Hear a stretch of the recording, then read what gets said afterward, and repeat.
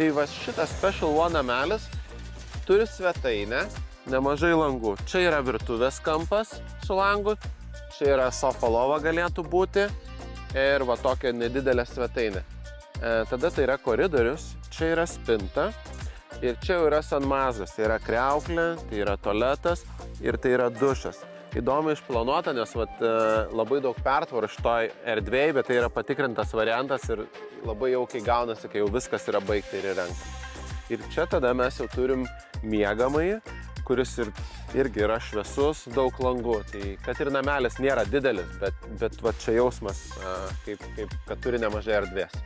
Užsakovas pasirinko mūsų šiek tiek šiltesnį jau namelio variantą.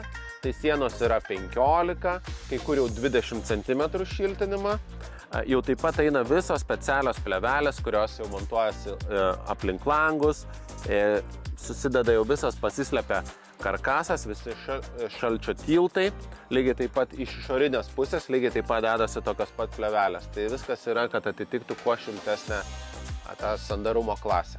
Lygiai taip pat santechnika, netaupom ten keliasdešimt eurų, naudojam jau patikrintus daiktus, kad po to būtų mažiau ir remontų, ir garantinių, ir žmogui būtų smagiau naudotis. Užsienio klientai dažniausia apšiltinimo būdą renkasi mineralinę vatą arba miksą, tai būna, tarkim, pusė poliuretano putų ir tada ant viršaus vis tiek būna mineralinė vata. Tas iš tikrųjų tikrai, kaip matėm, tikrai labai gerai izoliuoja namelį.